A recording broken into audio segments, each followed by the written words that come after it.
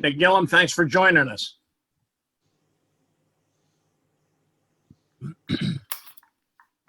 Yeah, Jim Johnson.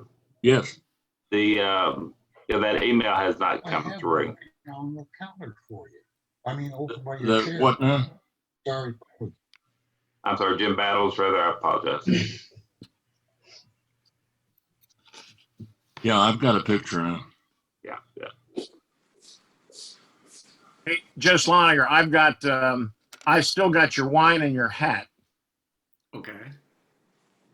You're on mute.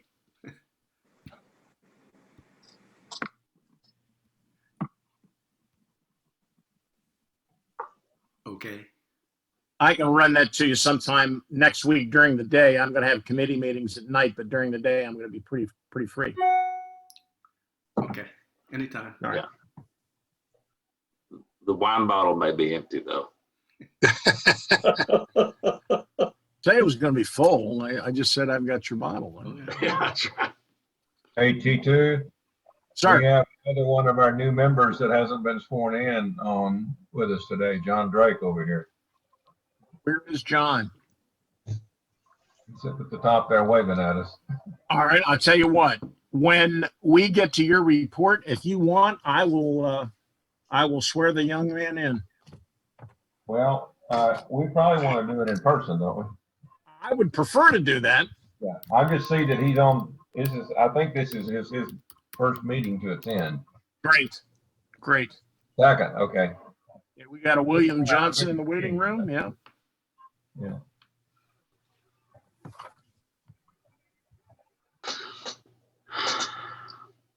Hey, this is a good meeting, guys. We're up to 2 screens and 30 people. I'm just going to wait about another 3 or 4 minutes, and then we'll go ahead and get going.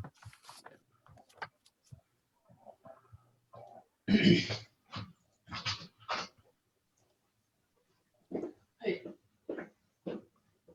all the others are like a gallery view or something, and this shows you like I'm 10 feet away. John, I don't know anything about it. Okay. I'm as clueless as you are, I told you. Okay. Well. And I want to click that little thing, but it says video.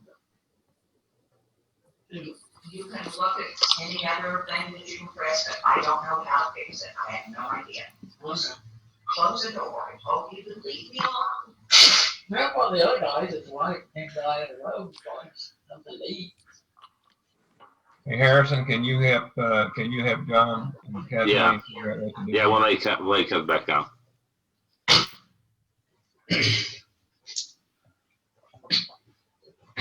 There he is.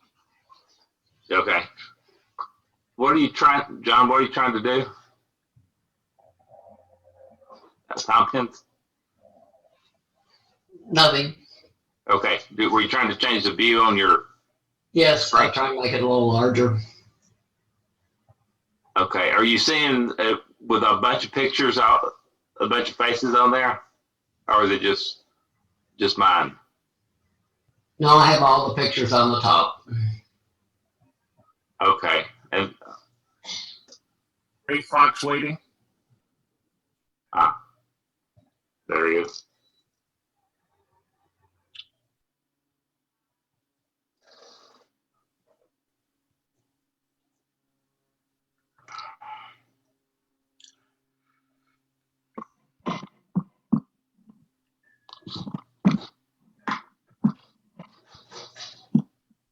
Well, Mark, I've got 9:04. I think with where we're headed with this, I think I'm going to go ahead and call the meeting to order. And if you would, Mark, would you please give us the rules of engagement for today about Zoom? Okay. Glad everyone could join today. If you can, please keep your computer or iPhone or whatever you're on mute unless you're speaking. That will help. We are going to do the pledges a little different today. Everyone can please join in. Brent's going to actually lead them. He'll be the only one not on mute. So it's very there's always a lot of feedback back and forth if everybody's trying to talk at the same time. So we're going to try doing this a little bit different today. What you're saying is we can say it, but don't say it into the microphone. Yeah. You'll say it to yourself in your office, not over the video. Okay. Mr. Okay. President. As we open the meeting, I've asked Tom Whitelock to address the membership this morning about the passing of our friend Tom Smith. Tom Whitelock? Many of you might have had the opportunity when we were face to face to either visit with or get to know Earl Thomas Smith Sr., who had been a member of the Sons of the American Revolution for over 60 years. He, in that time period, since his birth back in 1936, he was born in Japan. His parents were there, and the father was assigned as a supervisor of a cabinet making company there before the war. They got out just in time to move before the 40s, and Tom grew up mostly in New Jersey. He started off delivering milk as a job, and as he aged, he became a member of the Coast Guard, U.S. Coast Guard. And then finally, in later years, he had moved the family to Dallas, where he became a marketing and financial consultant for companies like Pillsbury Sunshine and then Southland Corporation, Southland being the 7-Eleven group. Tom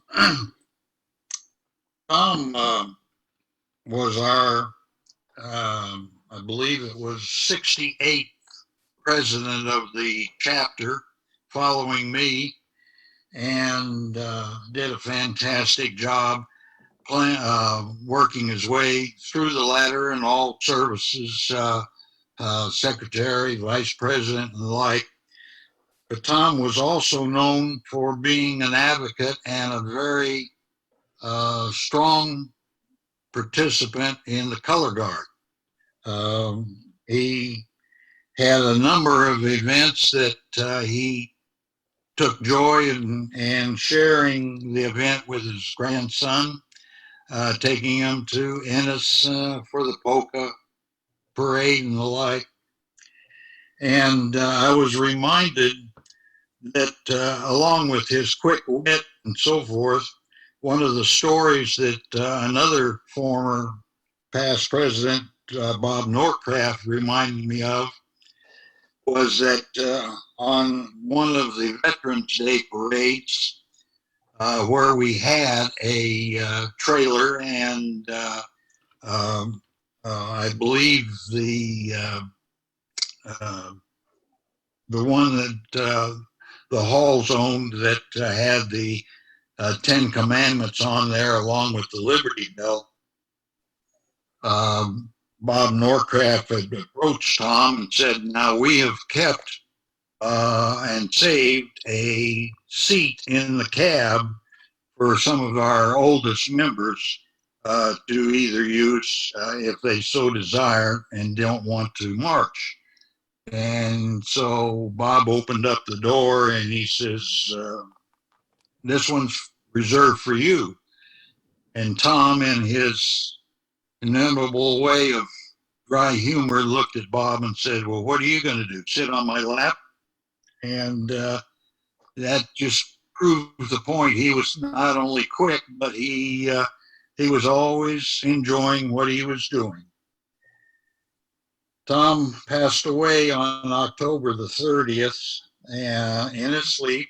He had been in rehab at Presbyterian from a fall that he incurred, and that was quite a surprise to the family that he passed in his sleep.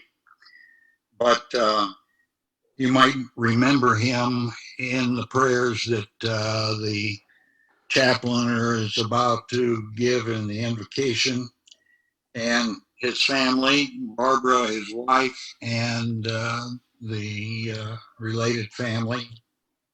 Also, I might remind you that another compatriot member in our chapter, a longtime member since his joining, was Sidney R. Gunther, who passed away in August. We just got notification from his daughter that he had passed away. So these two gentlemen who are honored by our chapter today, we pray for their deliverance unto our Lord and to give strength and faith to their related families. And I'll pass it on over to Frank Pounders for the invocation. Frank, are you with us? He is, and he's muted. Yeah, that's what I thought. I'll go ahead and give a little bit of an invocation. Thank you, No, Tom. that's okay. I'm here now. Okay, good. All right. Thank you, Chaplain. Yes, indeed.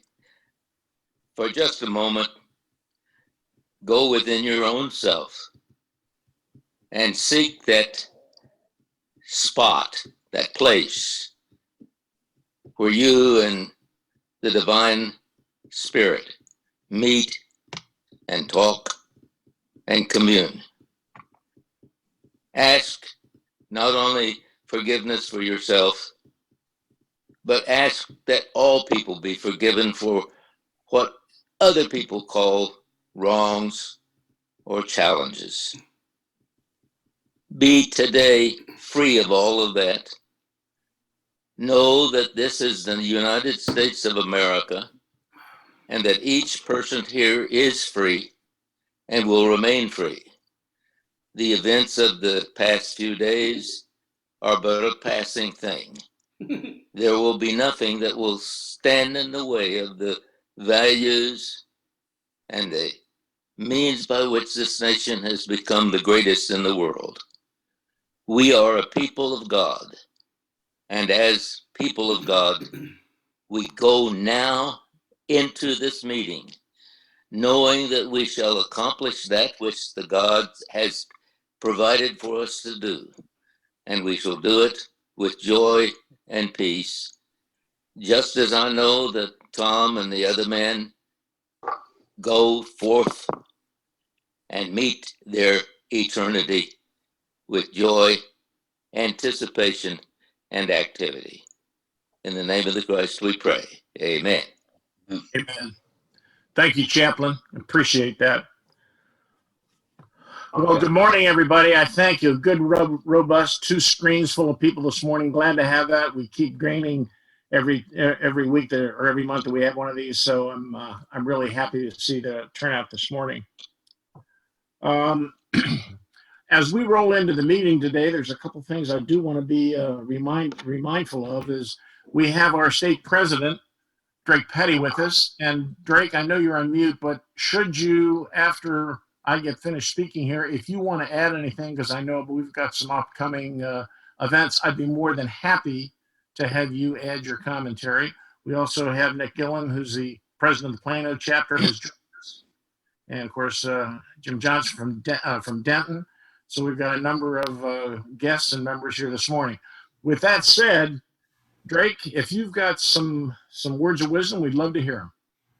Oh, very good. Thank you. Just a reminder that we do have our Board of Managers meeting for the State of Texas Society coming up next weekend. I do sincerely appreciate the Dallas chapter moving your meeting to today, giving us the space next week.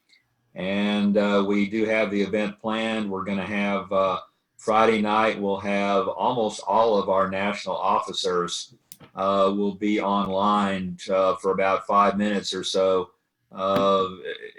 Good news, bad news, they're kind of doing their stump speech. If you haven't heard enough political speeches already in the last couple of months, you may hear a few more, because they all are running for either re-election or the next office on the ladder for them.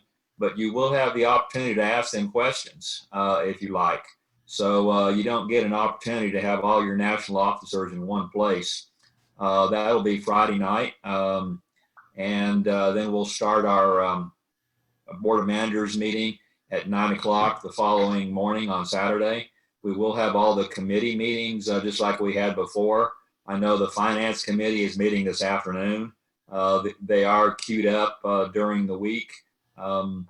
Not all of them are going to meet because they didn't have anything to transact, but Council of Chapter Presidents will be 8 o'clock Saturday morning. We would love to have y'all join us. And I don't think it'll go quite as long as the last one did. We don't have quite as much business to transact. You can register for it online. Same place you always have. There is a $10 registration fee. And we look forward to seeing you next weekend. I also want to remind you that you do have your dues notices that you should have received in your mailbox within the past week. We did manage to get those out a little bit earlier than last year. I want to encourage everybody in the Dallas chapter to get those filled out and mailed back in. If you want to do it quicker with a credit card, you can go online and do it by PayPal right now if you want. So I know that's a process that y'all did at the last Dallas meeting. Tom kind of walked you through that, but just a reminder to get y'all online to do that. Additionally, I do want to remind everybody we do have our state convention. Hopefully that will be live. I think April 13th next year. We did have to move it a week or two later to avoid Easter.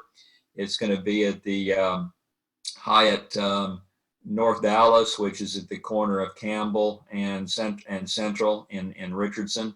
That will be hosted by the Plano chapter jointly with the East Fork Trinity chapter. So I don't want to take a lot of time, but I'm happy to entertain any questions for about 2 minutes if you have some. Everybody's on mute. That works real well. Okay.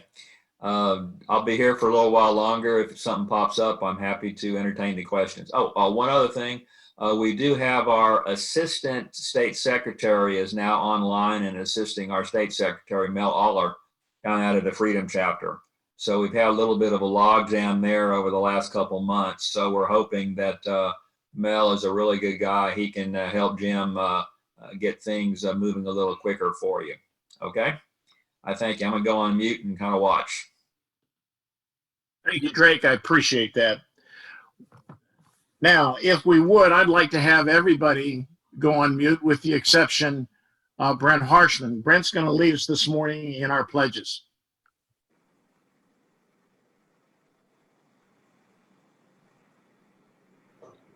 Give me just a second, Mr. President. Okay.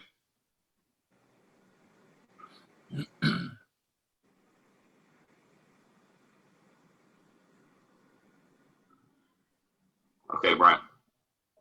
I pledge allegiance to the flag of the United States of America and to the republic for which it stands, one nation, under God, indivisible, with liberty and justice for all.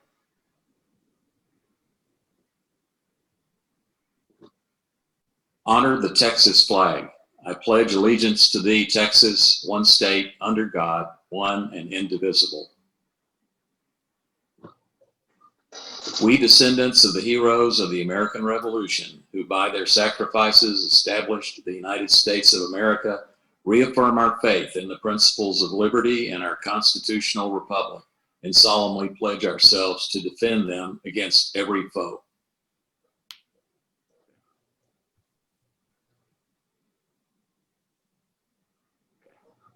Well done. I think that goes a lot better. And even though we look at each other mouthing the words, at least we know what we're being led by one of our members. Thank you, Brent. I appreciate that. Well, again, welcome to the meeting this morning. Glad that you all could make it. I'm going to turn the introduction of our speaker over to First Vice President Mark Harrison. So, Mark, if you would, you have control. Okay, thank you. Well, we're fortunate today to have one of our own, James Battles, going to speak to us today. The topic is publishing your family history. And he and I have had a little bit of a communication issue today on getting stuff, so I didn't get his full biography. So, Jim, if you don't mind, take just a minute and introduce yourself so everyone will kind of know what your background is. And I have made you co-host so you can share your presentation.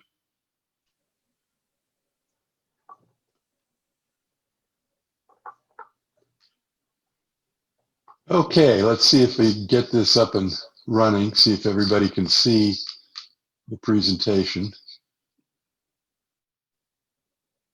Takes a little while. There we go.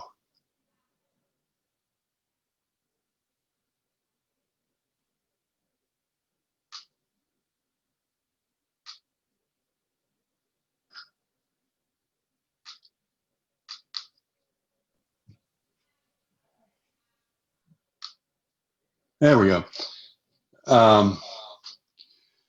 Just a little bit about me. I'm somewhat of a new member to the Dallas chapter, joining 3 years ago.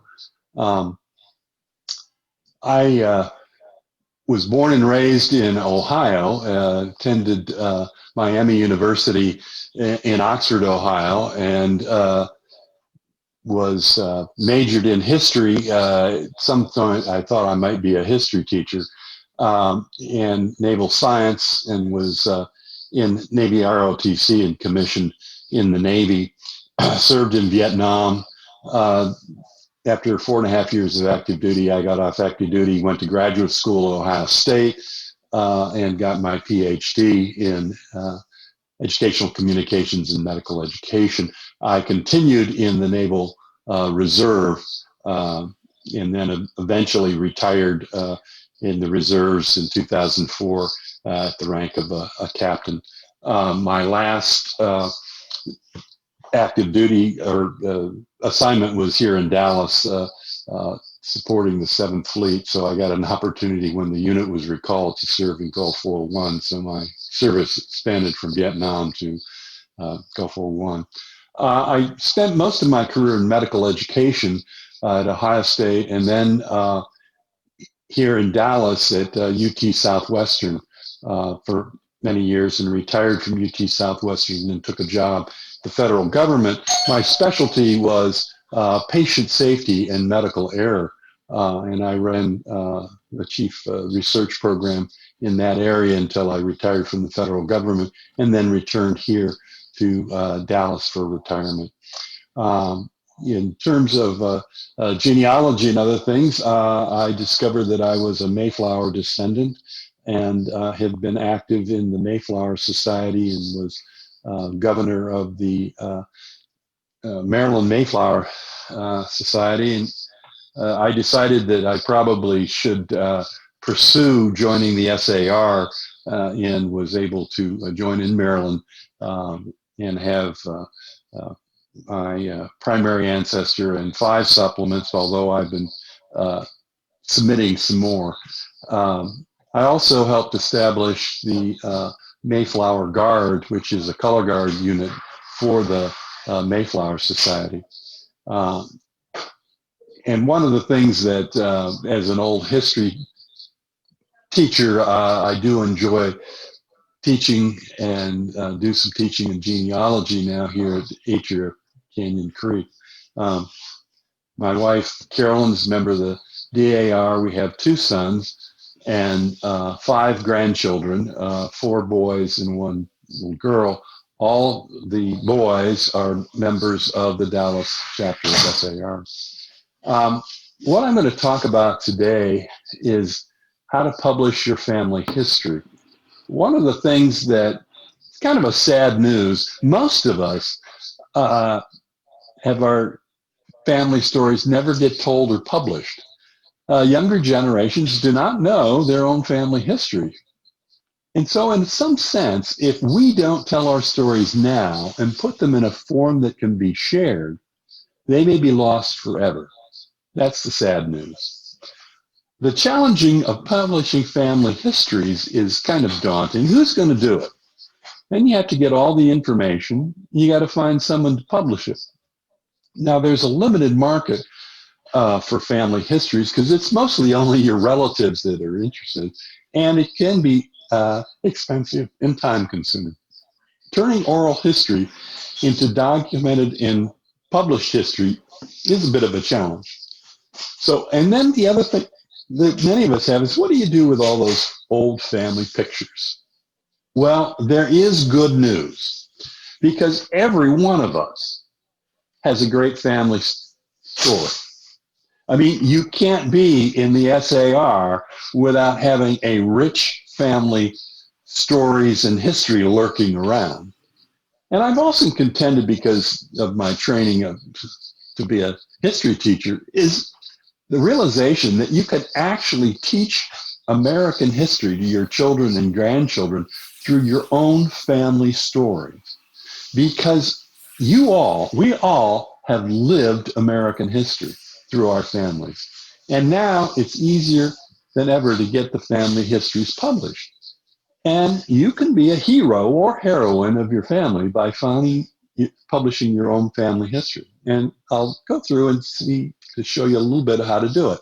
So our objectives today is to give you some background in self-publishing, selecting a publishing venue, determining what you need to get started, both hardware and software, formatting and layout and design of a book, genealogical formats, and dealing with images and pictures, and then putting it all together and maybe publishing it. There's been a publishing revolution led by two factors. The first one is desktop publishing, and the second one is publishing on demand.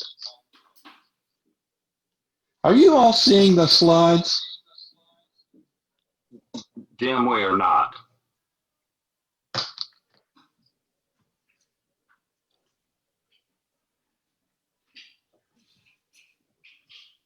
Okay, I got to figure out how to.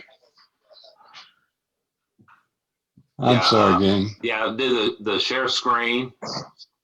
And then, yeah, I'm trying to get to the share screen here. It's down at the very, move your cursor all the way to the very bottom of your screen, and it'll pop up. Yeah, I thought I had it. And then click on the PowerPoint.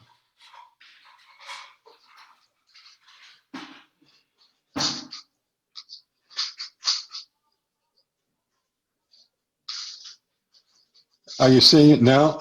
Not yet. Not yet.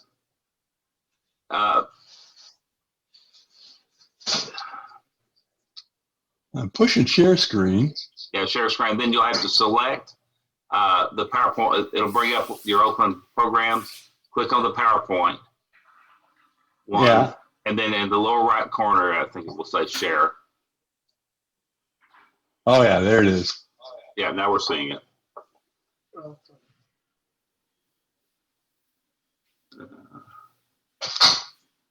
Yeah. No, it's not showing the PowerPoint.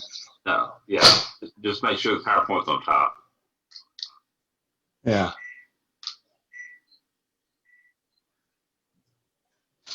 Yeah.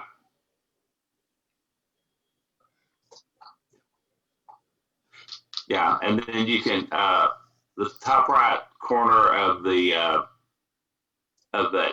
PowerPoint box, there's a little box to the left of the X. You can Right. see full screen. Yeah, I'm trying to get that.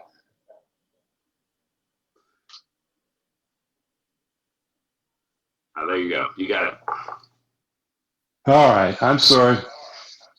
This is one of the learning activities that we have to do with this activity. So anyway, there's the two things were the desktop publishing. You know, around 1985, we began to get software to do desktop publishing first with Apple Laser Writer. and PageMaker, and now most of the word processing programs really allow you to put things in formats and share it. The second is this print on demand. And print on demand is a publishing technology which allows copies of books that are printed not until you order it. So it's kind of one at a time. And print on demand has really changed the printing industry tremendously with digital printing. And this has been a real boon to self-publishing and particularly genealogy, because you can order, one book at a time, and the cost is actually fairly reasonable. And there's a plethora of choices of companies out there to do self-publishing. I use Lulu.com, but there's just a ton of companies that do it, all about the same sort of price. And I haven't really used some others because I've gotten so used to using Lulu. Now, the things that you're going to need, most of which many of you already have, is a computer, a desktop or laptop.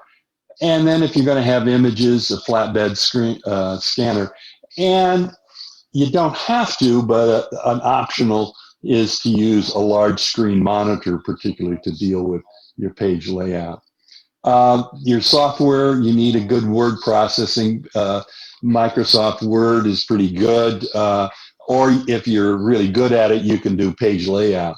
And you also probably want to have a scanning program and photo editing software if you're going to deal with your pictures. And of course, having a genealogical software is not bad to keep track of all your family information. And many of these things you may already have. I tend to use Family Tree Maker, but there are all kinds of them. Now, here's some of the self-published books that I've done, because one of my first tasks was to publish the family history of my maternal family, the Bundy family, and then I wanted to do my wife's family. I'm still working on the Battles family with my cousin, but so and then I had a second book out of the Bundy from one of my ancestors as a separate publication, and then I've done a couple of other kinds of things, a play published, and then a book on my wife's family, the Elliots, for a pilgrimage to the homestead. And then, of course, travel books. That's kind of fun and things you can do.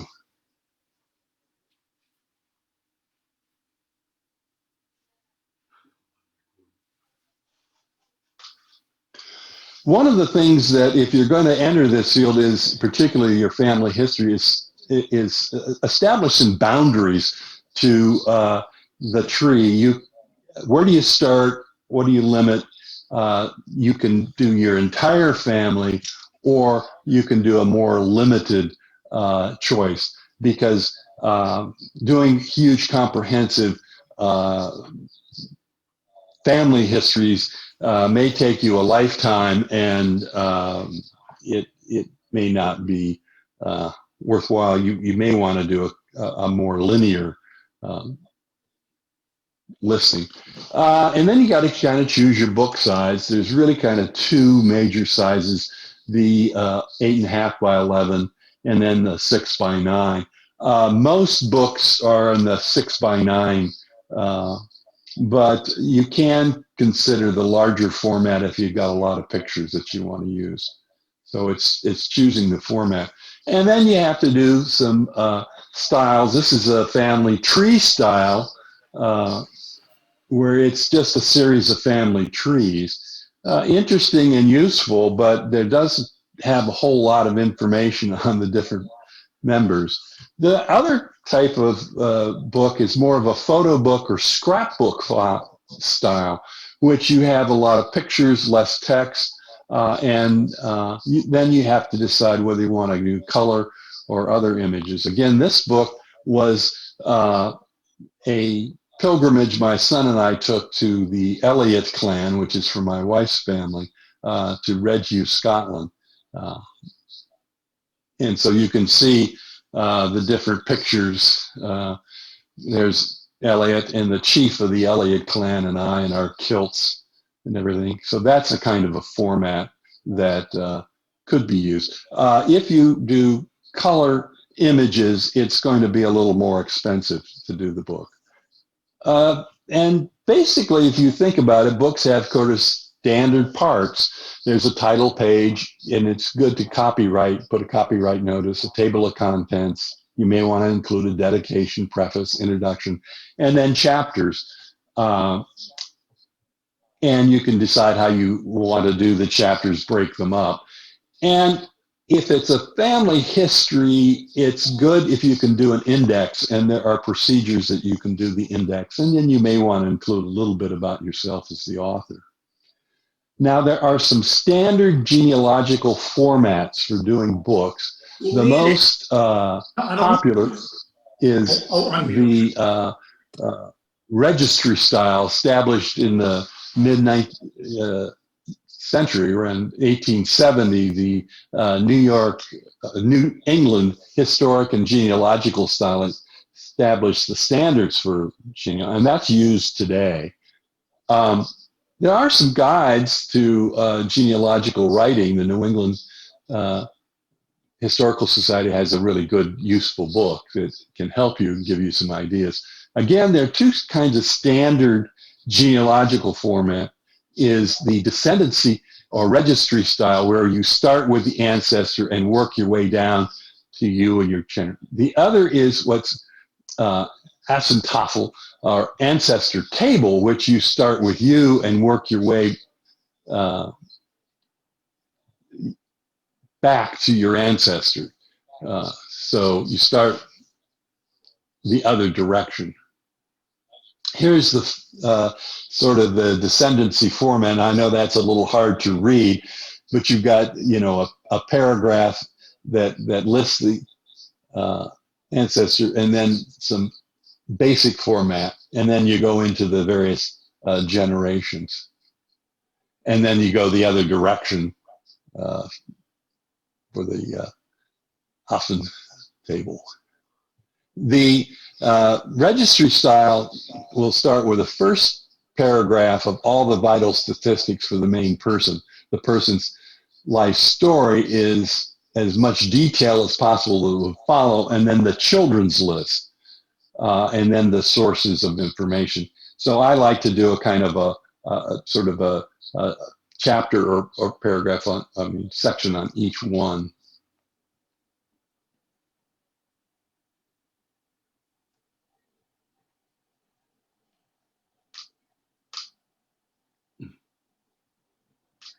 Get this to change here for me. There we go.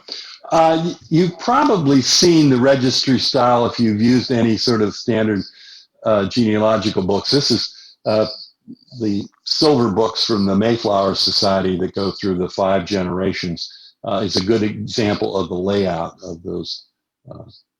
And you probably have seen some, and maybe if you've had some family histories, they would have done it.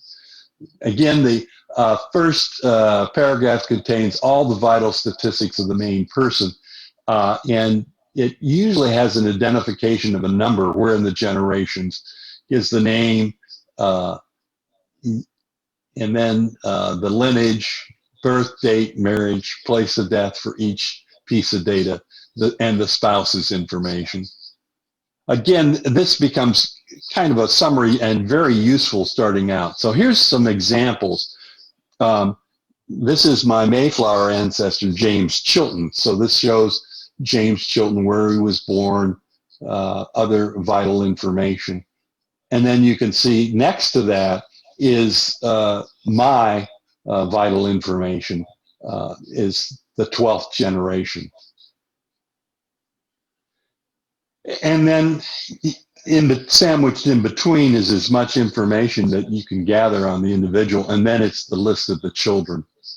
In this case, I'm going down to the granddaughter of James Chilton, Mary Chandler, who married a John Bundy, and that's my mother's maternal line. And then you can see there's a list of children, and then there's a second marriage and a list of children that were from this John Bundy's second marriage. A big hint, if you're going to use the genealogical forms, most software will in fact put information into this format, and you can just do a cut and paste and then keep the main paragraph, head paragraph, and the children's list, and that'll save you a lot of time. The individual story is really what's impossible. It's trying to get as much information as you can. It's also important to sort of provide the context of the detail of what was going on at the time that your ancestor was living. So if an individual is in the War of the Revolution, how did they serve? War of 1812, the Gold Rush, Civil War. Provide as much detail, and particularly if they were in a military unit, what were they doing, what were the battles served? And then you can also have, what are some of the other contextual events that were occurring in the life of your ancestor as they lived? So for example, in some of my ancestors, the crash of 1872 and the panic of 1907 were very important in how they affected the individual lives. And so having that included gives you a context and can often explain what was going on for the individual. And then it's really important for most books if you can have references. So document where the information is. Now, one of the things that for putting together our applications for things like the SAR, you can use published books and other things as secondary references, but they're only acceptable if you've got good references. So if you can have the references, you will make your contribution much more valuable to others. Now, my latest project, we're all sort of affected by COVID-19 and sort of having to be shelter in place. So I use this opportunity to start to work on the supplements that I knew were around, and I get around. And so I inundated Jerry Pinkerton with a number of the supplements. Okay, now that I had all the supplements, not necessarily yet approved, but I decided, well, I ought to tell the stories of these individuals. And it turns out that between my wife, Carolyn Elliott Battles, and myself, our children and grandchildren have 17 Revolutionary Patriot ancestors.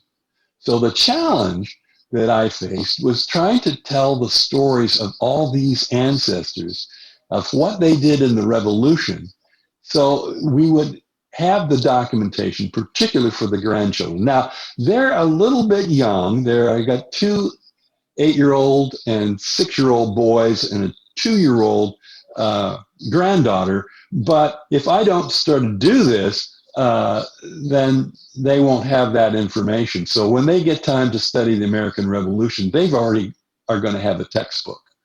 So I organize this by, Yeah, this is Mark. If I can interrupt you for just a second, we're going to be running short on time a little bit. So if I could, I'm about done. Okay, Yeah. good. Thank Yeah. you. Anyway, so I organized it by the various parental lines. And so you can see on my side, there were the Battles and the Bundys and all the individuals. And then on the my wife's side, the Elliots and the Gilmans. And so one of the challenges you have is finding resources for in most of it, you've got some of the stuff for your applications, but filling in is searching out what the units, where they fought, and you can use a lot of information from Google city directories, other accounts of war. I found, for example, one of my ancestors, an Alexander Porter, was in the Connecticut line, and it turns out there was a journal kept by Joseph Penn Martin, and he had to match the service of Alexander Porter, which was really helpful to fill in the details.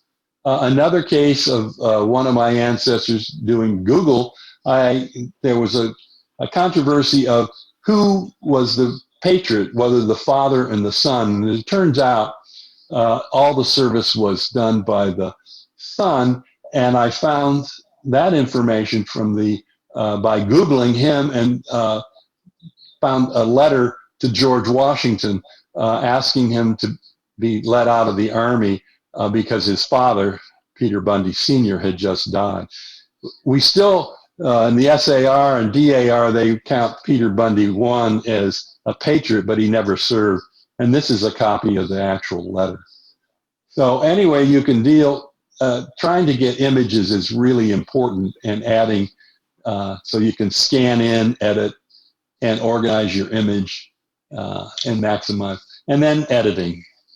And then the current project I'm trying is to try to do a historical novel, is based on some pieces of information. I may have had an ancestor who was a privateer in Queen Anne's War and may have known Blackbeard, Stede Bonnet, and other stuff.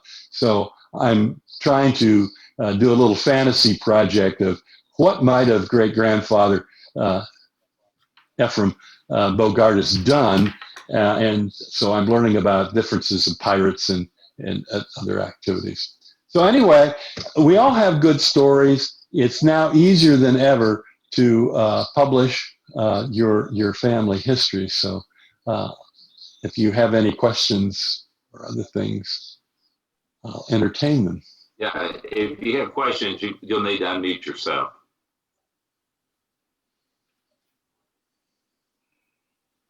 Jim, if you don't mind, when I put out the minutes of this meeting, I'm going to put your contact information so that when people read the minutes and about your presentation, if they want to talk to you offline, they've got Yes, a direct contact to you. Would that be all right with you? Yeah, it'll be fine. Okay, great. Well, thank you. I as much as I've known you, I didn't realize how published you were. Thank you for all of that. I appreciate it. Thank you for doing that, James. Quickly, I think we may be related. My father's side related to the Elliott family. So I'm really? glad to hear about your wife's connection with the Elliott family. I look forward to talking to you about it later. Great. Perfect. That's exactly what this is all about. May I ask a question? Sure, certainly. Okay. Yes. You said the printing. Does it come out like on the 6x9 when it's printed? Because I saw a large printer in one of the photos.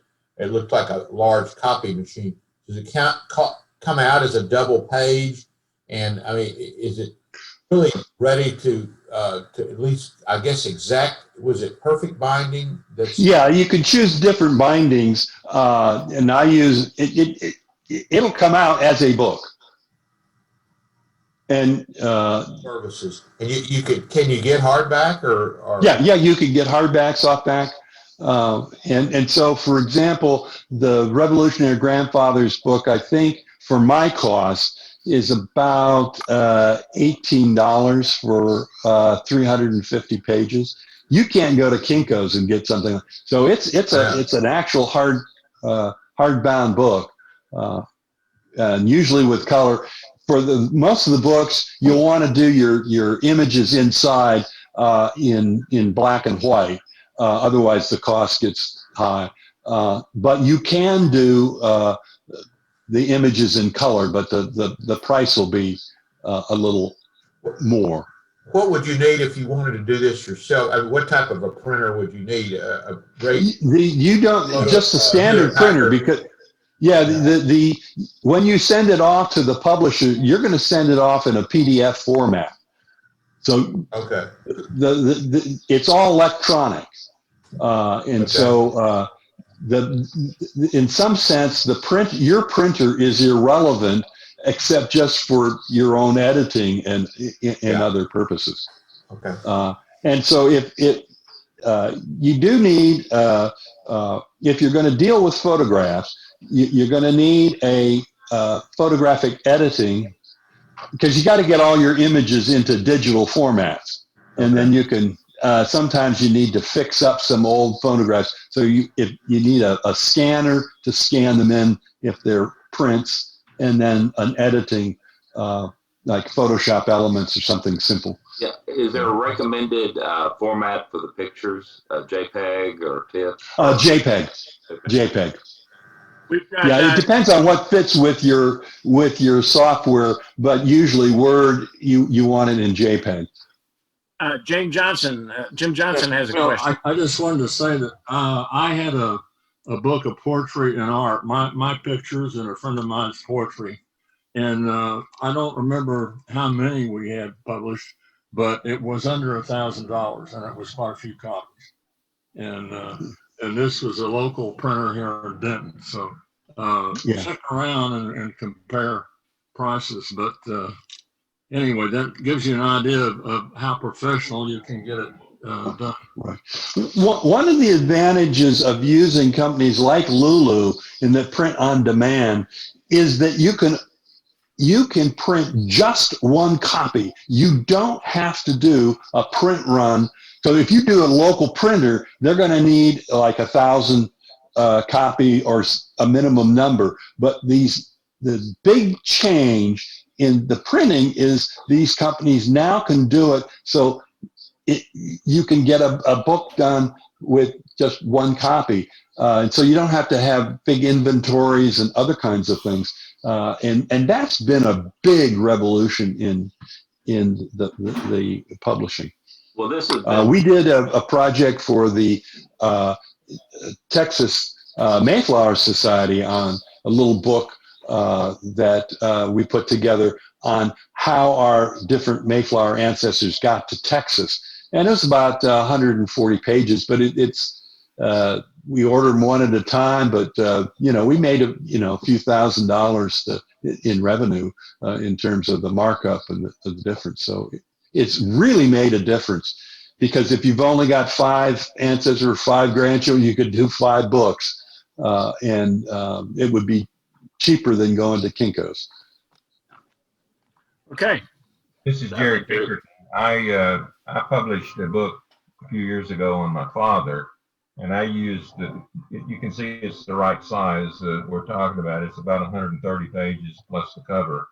And I used Digipod as I ordered like 100 copies, and they cost me less than, and I used black and white pictures inside, and the cost was less than $10 a book, and I ordered 100 so I'd have some extras and some for my family. So.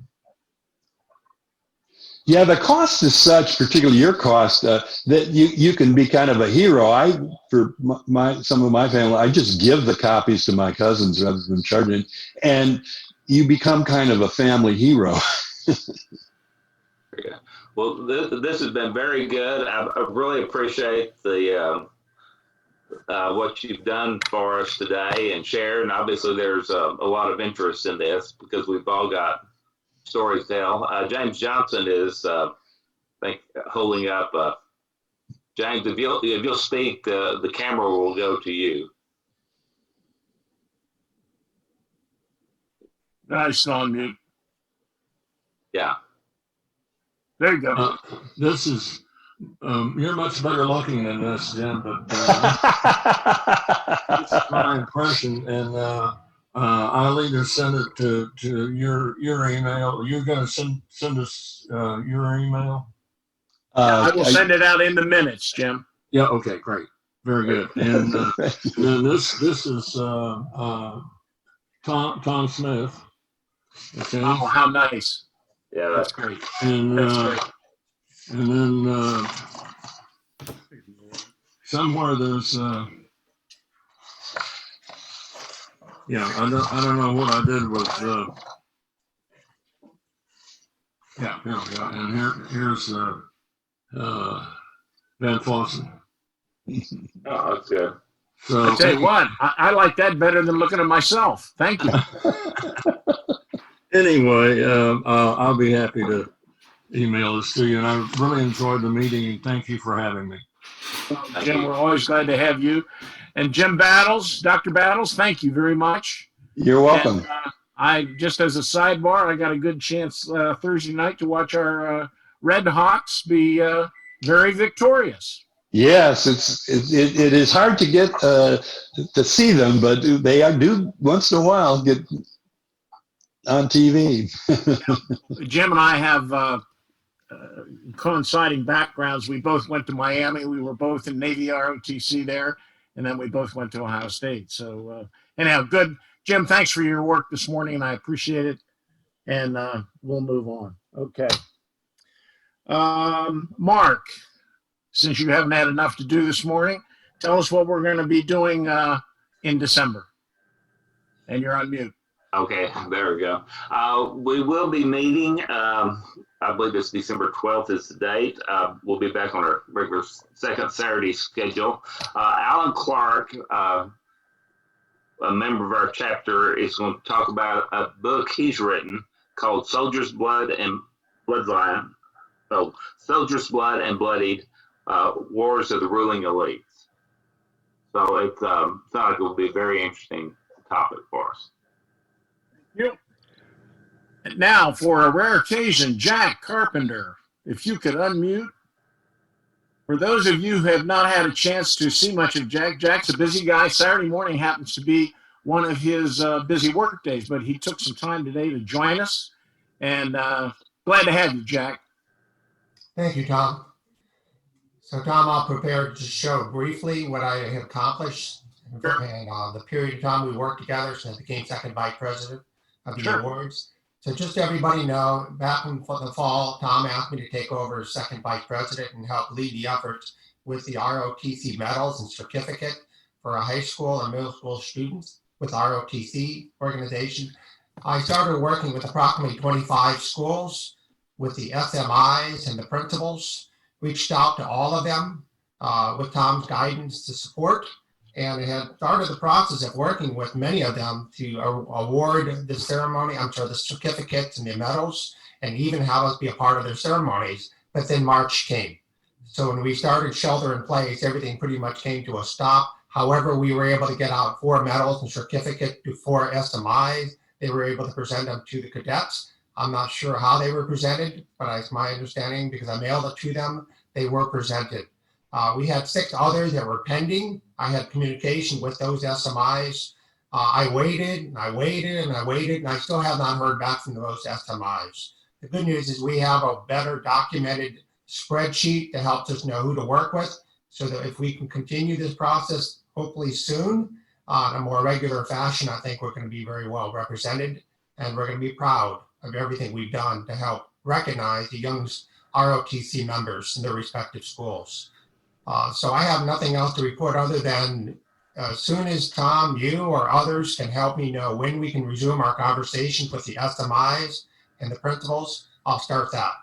The other thing I'll call out, Tom, is I have not given you my receipts for reimbursement. I held on to them until we decided when we would come to an end point for this particular season, and then we can start over for the next season. Not a problem. And good, because we got our treasurer on this morning. So I'll find a way to get over to Capel sometime this week, and you can hand them to me, and with our masks on as usual in the parking lot. But then we'll, I'll get that reimbursement for you. Thank you, Jack. Appreciate it. I will tell you, I am delighted to have this responsibility to represent our chapter and working with the community. I'm excited when we can get back to business as usual and how we communicate with the outside community. I'm excited to represent our chapter in this capacity. Thank you, Jack, glad to have you. Okay, for our registrar, Mr. Jerry Pinkerton. Greetings. Since our last chapter meeting, we've had 2 applications approved. Mitch Singleton had his supplemental approved, which is good. We haven't had a supplemental approved in a long time. And Greg Moore, a regular member, was approved.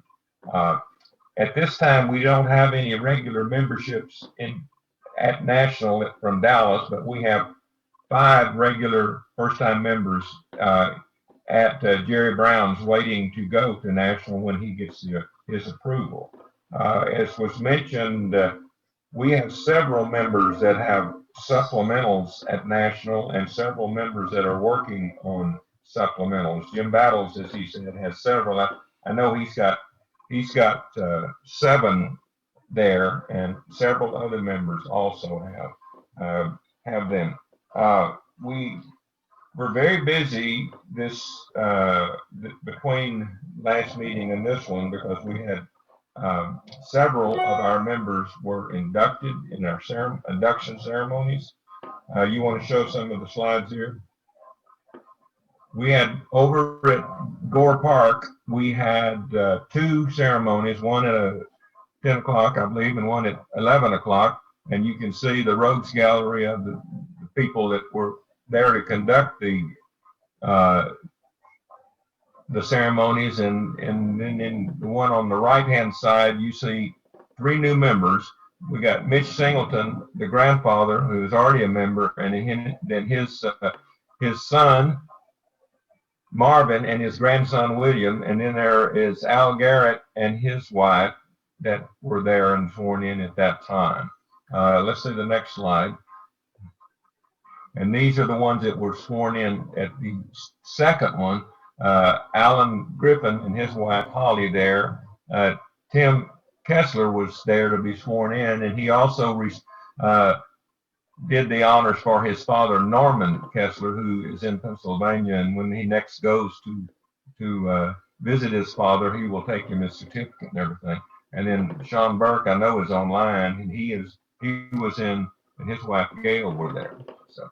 And then going on further, we had the third ceremony, which is a Zoom ceremony, which was held on October 31st, and we inducted 2 people at that time. The young man here is Aiden Lamb, and he's 8 years old, and this is his grandfather up here on the far left, and his father is shown with him on the right, and then below is compatriot Mark Young, who was sworn in at that time. So we had connections between Dallas and Frisco and Rochester, New York, and we thought that perhaps Mark would be in California, but he made it back to Dallas for that. So that's what's going on in that. We still have a number that haven't been sworn in relation to what Drake said a while ago. There's sort of a bottleneck getting them to us, so hopefully we'll have a number of those. We'll get the packets in, can start it again. We had 1 supplemental delivered. It was approved back in February, but it came in during this interim time, and this was Morgan's ancestor Hercules Ogle. So we've been quite busy. We took, and I delivered 1 to the house of the this was for a baby 1 year old, and there was no ceremony or anything associated with that. So we knocked 10 of our to be inductees off during this period of time, and I'll just respond to questions at this point. You and Mark Morgan, with occasional help from Linda Harrison, really appreciate the work that you've done during our blackout period here. You guys, I know, have just been doing a tremendous job. I was talking with National this week, and they said that the state of Texas, and there were 4 chapters that they mentioned, one of which was ours, have been very, very active in comparison with the rest of the states. So you're doing a heck of a job, and we really appreciate it, Jerry. Mr. Brent Harshman, my friend, tell us about what you're up to. Well, Tom has mentioned possibly to the group, but I have prepared an outline of how I'm going to work on the scrapbook, and so far I've not put the photos with the text, but I think I've made a step forward, feel a lot better about it, and just continue to send anything you have that may have slipped through the cracks, or new business photos of any SAR activities to my sort of SAR email, which is Brent Harshman at protonmail.com, PROTON. So that's about the size of my report. I did contact yesterday John Anderson to set up a possible phone conversation with him to be sure I know exactly what's expected in this time of COVID for getting the notebook in, or the scrapbook, any unusual rules that might have come up so that we can participate in the competition. Perfect. Brent, by the way, I have not forgotten the offer that I made about getting up to the archives in North Texas, although we're not welcome in there yet. But John, I did talk with John offline, and he'd be obviously would be more than well as the state historian to join you and I and anybody else that wants to get up to the archives, which are fascinating. I think you ought to see it. It's really something else. Yes. Okay, Nick Harper is on this morning, our treasurer. Nick, please talk to us about our proposed budget. Okay. I sent out to as many of you as I had email addresses a copy of the proposed budget several days ago. There it is right there before our very eyes. We split it into two parts. Okay. Let's see, revenues are the top part in here. I had a little bit of good news that showed up in my mailbox yesterday afternoon. So as of November 6th, there's a slight modification on the SAR rebates. I got several $100s more from the Texas State Treasurer, which has brought us up to $2,625 for a proposed budget for 2021, which works out to 210 members at $1,250. So I don't know what mysterious members our state treasurer has come up with instantly, or if those are some that have been sitting around for months and months that just got cleared. The rest of it, for lack of any really genuine educated guess as to when we might start meeting face to face, let's go back to revenues again. The meals, coffee, and drawing, I picked up, actually, I made a mistake there. That should have been 9 months instead of 6 months.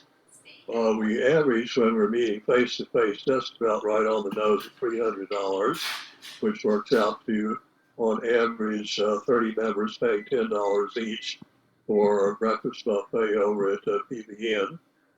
So anyway, that second line should be 9 months times $300 is $2,700 that we have in revenues coming in. The rest of this, the Minuteman Fund, is a kind of a safety net that Tom Smith, the late Tom Smith, added to our budgets about 2 years ago with the idea that hopefully we wouldn't use it, but if everything else fails and goes to the place of departed spirits, we can dip into the Minuteman Fund for whatever is needed to make up the rest of our budget for the year. You want to tumble it for about 10 minutes, we'll take the wrinkles out. 90th anniversary mugs in here. I think those were selling for about $20 a piece. So I'm guesstimating that the very conservative estimate that hopefully we will sell 4 90th anniversary mugs. The wood coins, Tom Van Fossen endowed us with a sack of 250 wood coins in here, of which we probably have sold probably not more than a dozen. So hopefully some of you out there, I reduced the price now to 2 for $5. So hopefully a few of you out there will be so moved to come cut down my supply bag of wood coins. Okay, that's it. Any questions for revenues? The only thing I would add, Nick, is in fairness for the wooden coins, that was actually Jerry Pinkerton's daughter, and Jerry and I together jointly donated those for the wooden coins. And you're right, we were selling them 2 for $5. We'll now sell them 5 for $10. So if 5 somebody for wants 10. Wow, what a deal! Yeah, if somebody wants 5 wooden coins with our insignia on it, which are great to give to kids and family, we'll sell them 5 for $10. I will immediately install a number dispenser outside my front door to handle the crowd that's going to show up after this meeting to snap those up while that offer goes. Could we do it as a drive-through? Pardon? Could we do it as a drive-through? Oh, not unless you call in advance. We will have curbside delivery, but I'm not going to sit out there by the front with my garage door open, waiting for you to show up. So drive by curbside delivery. Perfect. Good enough? Okay, thank you, Tom. Thank you, Jerry. Oh, okay. Expenses, let's see. Anything unusual in expenses? Oh, coffee, first line meals and coffee in here. Oh, I had added into a modified version I made up last night of an explanation on that line of 9 months times $206.10. $206.10 is what PVN charges us for breakfast buffet, second Saturdays when we're meeting face to face. So that's pretty much as it is. Awards and medals. I wish I could have had some extra dollars lying around to give to awards and medals, but I think that's unfortunately staying the same as it did last year. So second vice president, spend it carefully. Let's see. We have a lot of the other items in here that we normally give to. Let's see, looking at the October 31st budget from 2020. I show American History Teacher Award, nothing. Night Essay Contest, nothing. SOAR Essay Contest for CAR, nothing. Eagle Scout Award, nothing. CAR David Pendleton Chapter, nothing. Rumble Oration Contest, nothing. And Brochure Contest, nothing. So those are 2, 4, 6, 7 items in there that we've had absolutely no action on this year. So if that continues, into 2021, there's a pretty good chunk of change, close to $2,000 that we will have available to offset any unusual expenses, most of which will come from awards and medals. When you're doing 37 high schools for junior ROTC and 13 high schools for Americanism Award in there at around $16 to $20 per medal, you really blow that awards and medals budget pretty quickly. President's discretionary fund, treasurer's discretionary fund. Most of the treasurer's discretionary fund is used for going over and crawling the dusty shelves of the big half-price bookstore on Northwest Highway for gently used books for our book raffle back when we're meeting face to face. However, we may be able to scrap that permanently if we can prevail on President Tom and Vice President Mark to continue with their much more desirable giveaway of a bottle of fine wine every month. Do I hear applause out there? No, I didn't think so. I have no problem with that whatsoever.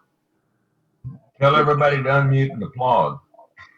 Oh, okay. Solid applause. Okay, that's about it.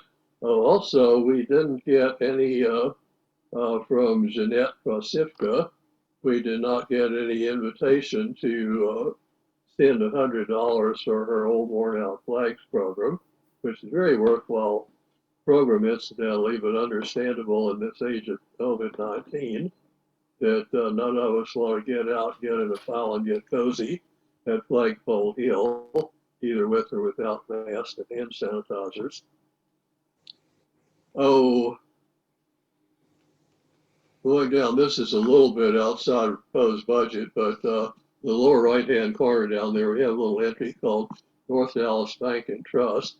With the departure of my fellow Coast Guard officer, Tom Smith, we are in need of a new financial manager for Dallas chapter SAR, which Tom did, managing the proceeds of both the Ritchie Fund and the Minuteman Fund.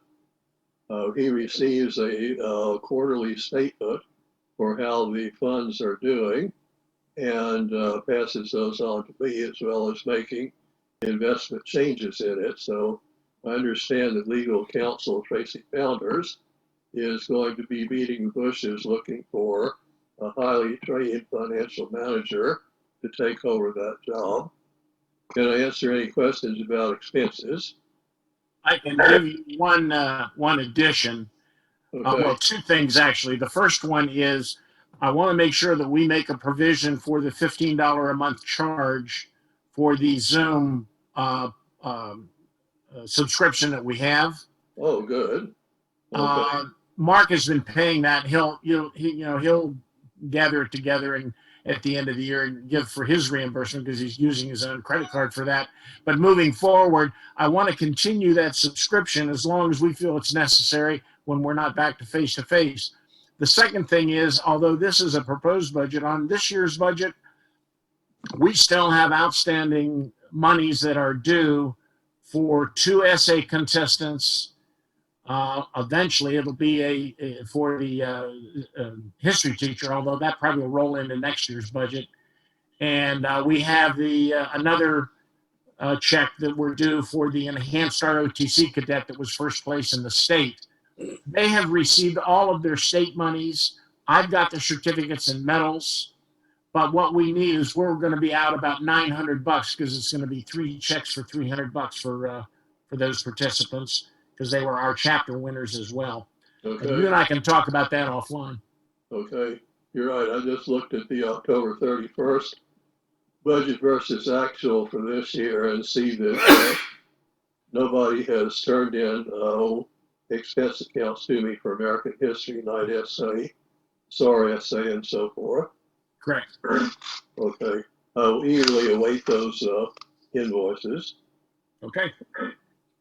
Nick, Okay. Nick, Yes.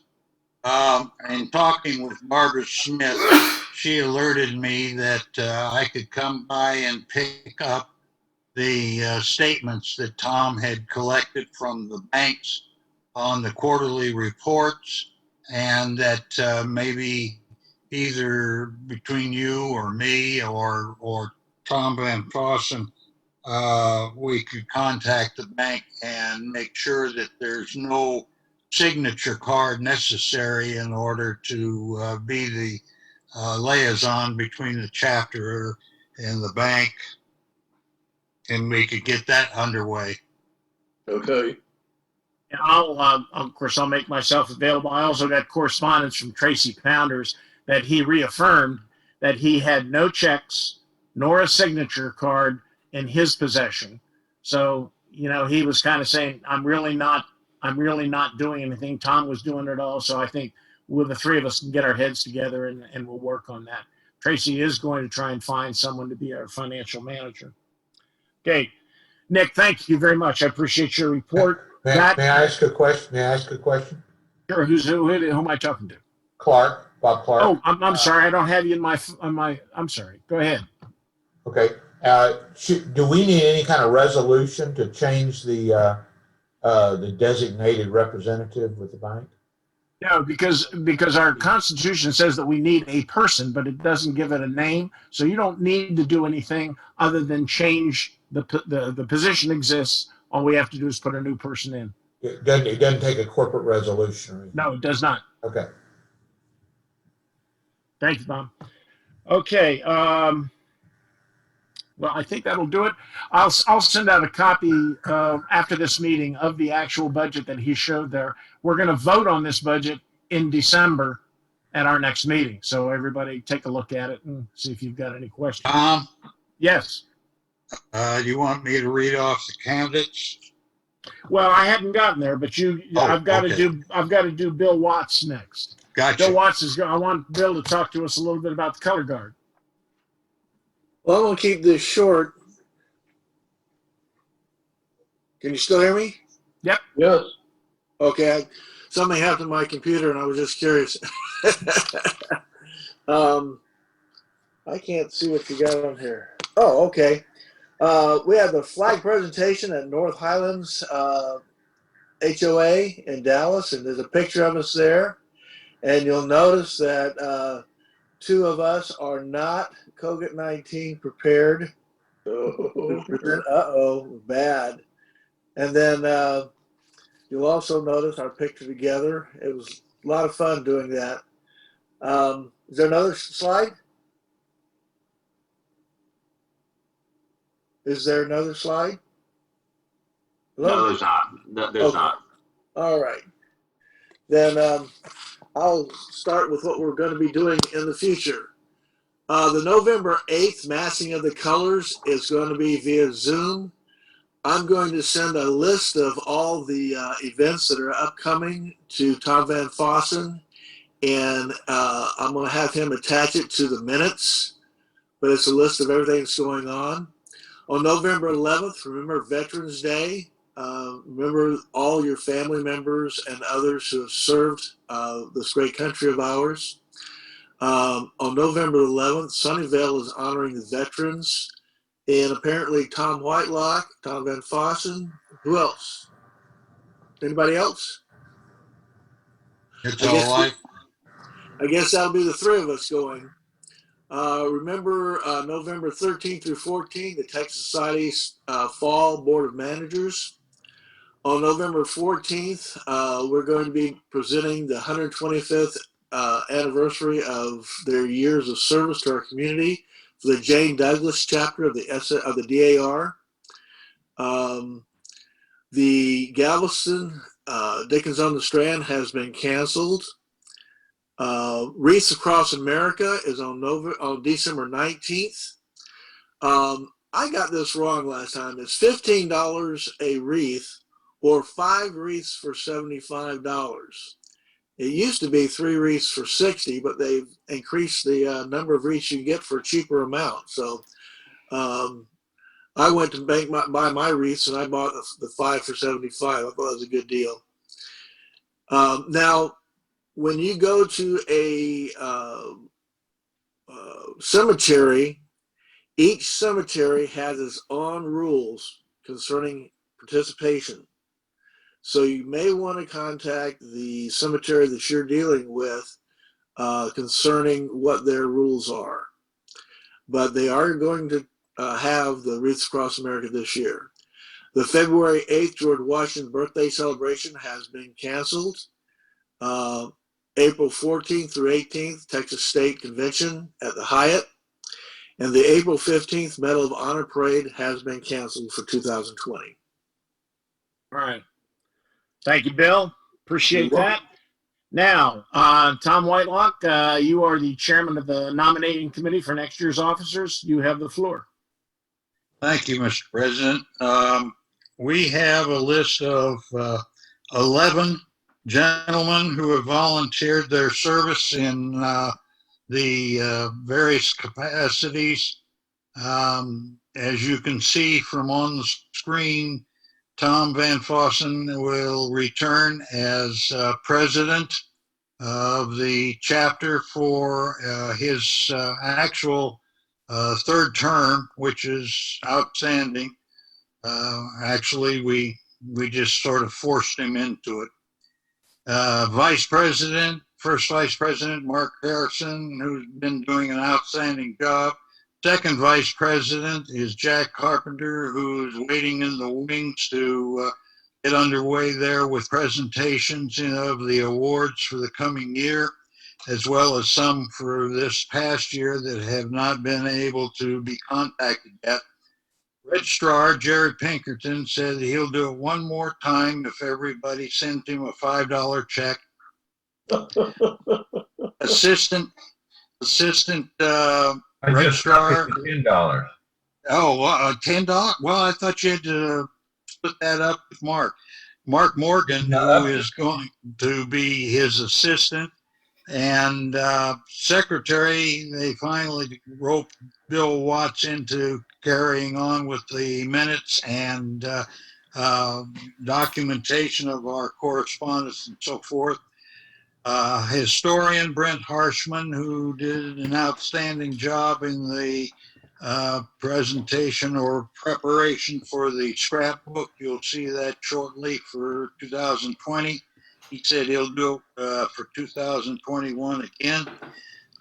Chaplain Frank Pounders, our everlasting entry into heaven, and Color Guard Commander Bill Watts, taking on responsibilities from his past experience as Color Guard Commander for the state. And this year we'll have an adjutant to assist him, Mike Petridis, past president of the chapter. These names are being presented on this notification for November. Voting on them or any other name brought to the floor and presented in the December meeting. We skipped over our treasurer, who also has affirmed with me that he will serve next year, Nick Harper. Right. I apologize, Nick. I keep thinking that you're going to be out there with that open garage door selling wooden coins. And you know. All right, Tom, thank you for your work on this. Again, we will have this vote for anybody that wants to volunteer to join or wants to challenge anybody who's decided that they would run again. It is an open forum, and we will have that at our December meetings. With that, gentlemen, I guess we're down to the door prize.